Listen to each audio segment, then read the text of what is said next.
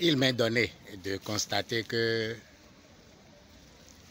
toutes les définitions qui ont été données de diverses manières par toutes les personnes, c'est-à-dire les religions, les philosophies, les croyances, toutes les définitions qu'ils ont données sur Dieu, il m'a été donné de constater que toutes ces définitions-là sont fausses. Que aucune de ces définitions ne colle pas à ce que nous pouvons appeler le sans forme, c'est-à-dire voilà le sans forme. Sinon, si je dis Dieu, ça va ramener un peu plus, ça va rabaisser trop la force. Donc, toutes les définitions qu'on a données de Dieu là ne lui collent même pas un peu même. Tenez, quand tu rentres dans la religion musulmane et ils te disent que Dieu est grand. Dieu est grand, non? Alors qu'on ne peut pas trouver quelque chose qui est grand sans qu'il y ait comparaison avec quelque chose d'autre qui est petit. On ne peut pas dire que quelque chose est grand, parce que si quelque chose est grand, il est grand par rapport à autre chose qui est petit. Mais l'infini, l'absolu, le 100 secondes, le tout, il n'a pas de commencement, il n'a pas de fin, donc ce n'est pas une question de grandeur. Non, non, non, non, non, non, ce n'est pas une question de grandeur. C'est plutôt une question d'existence. Est-ce que vous voyez? Quand vous avancez un peu vers les religions chrétiennes, avec toutes ces variantes, on te dit que Dieu est amour, Dieu est compassion, Dieu est encore quoi là, je sais, Dieu est encore ça. Dieu est amour. Ça veut te dire quoi? Ça ne veut rien dire. Jusque ce mot amour qui est utilisé, ou bien le mot compassion qui est utilisé pour dire que c'est Dieu qui est amour, Dieu est compatissant, tous ces mots ne te signifient quelque chose que quand toi-même tu es dans le besoin. Quand tu manques l'amour, tu commences par regarder le ciel. Mais on a dit que Dieu est amour. Mais pourquoi je suis dans cette religion et que l'amour ne me comble pas? Quand tu es trop embrouillé en toi-même, tu regardes le ciel, tu dis, ben, on dit que Dieu est compassion. Mais pourquoi compassion ne me court pas? Pourquoi je ne sens pas la compassion dans tout ce que je fais? Donc, en réalité, c'est des mots seulement pour distraire. C'est-à-dire, bon, si je dis distraire, peut-être c'est tirer un peu à l'extrémité. C'est des mots pour simplement apaiser. Voilà. Pour apaiser le désespoir des humains. Est-ce que tu vois? Sinon, en réalité, Dieu, et je ne parle pas de Dieu connu, je parle de l'infini, de l'entité de qui dépend même Dieu, ce que nous appelons Dieu. Je dois souligner que nous appelons Dieu ici Jésus-Christ, Krishna, Rama, et puis Yahvé, et puis tous les différents aspects que nous appelons Dieu. Là. Je parle de l'énergie dont eux-mêmes ils dépendent. Donc, cette énergie-là n'a pas de nom et ne peut avoir de nom. Donc, toutes les définitions que nous donnons de Dieu pour parler de cette entité, c'est pour parler de cette forme d'énergie qui est la puissance en qui tout est, ne colle pas. Ne colle pas. Mais peut-être on va me demander pour dire, bon, ok, puisque tu dis que toutes les définitions qu'on donne pour désigner Dieu, pour faire remarquer Dieu ne colle pas, mais à ton avis, toi Tat, à ton avis là, c'est quelle définition c'est quelle définition qui peut être collée à ce Dieu, à cette entité suprême dont tu parles, à l'entité de qui dépendent tous les dieux, c'est-à-dire tout ce qui existe.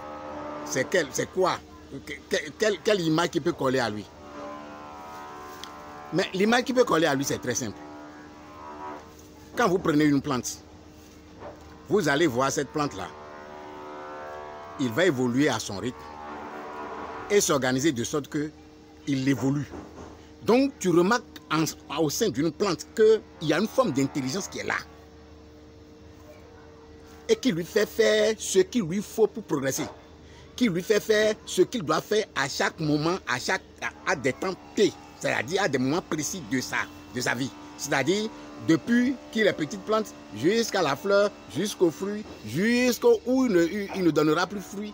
On dirait qu'il y a une intelligence là, au niveau d'une plante. Ça là, c'est là d'abord. Maintenant, quand tu vas prendre le plus petit de tous les insectes que tout le monde connaît, on dit par exemple fourmi. Fourmi est la plus petite des insectes. Peut-être on peut trouver encore d'autres insectes plus petits. Quand tu prends la petite fourmi, il suffit de voir comment il est conçu. Dans sa petite forme, il a sa forme de défense, il a son intelligence de chasse, il a son intelligence de vie. Donc là, il y a encore une forme d'intelligence qui est en lui, qui est dans ce petit fourmi. Ah, tu vois, quand tu vois la terre où elle est là, elle peut pousser selon chaque religion ce qu'il faut qu'il pousse. Donc, il y a une intelligence au sein de cette terre.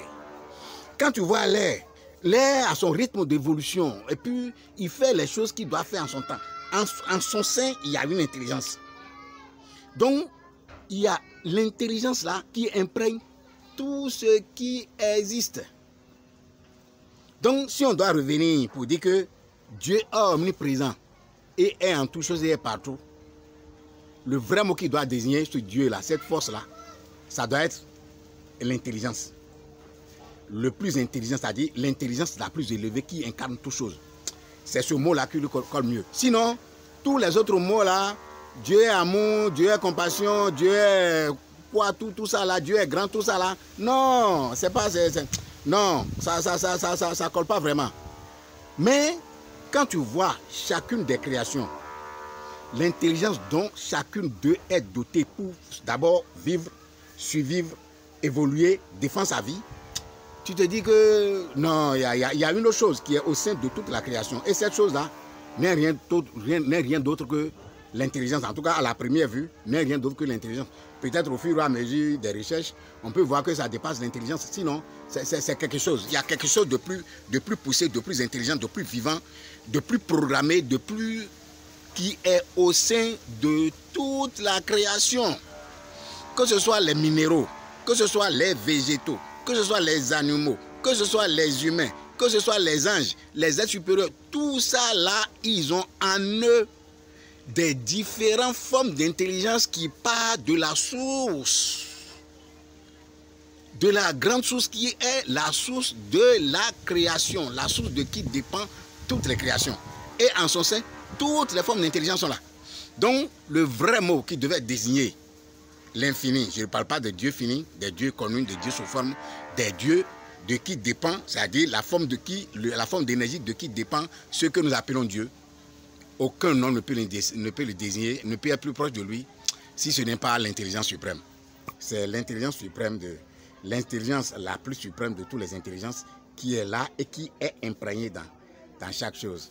Donc il est important pour moi, parce qu'il faut déjà comprendre, tous les enseignements que je donne généralement, ce n'est pas des enseignements que je puisse quelque part. Ils ne me viennent que par inspiration, je dois dire.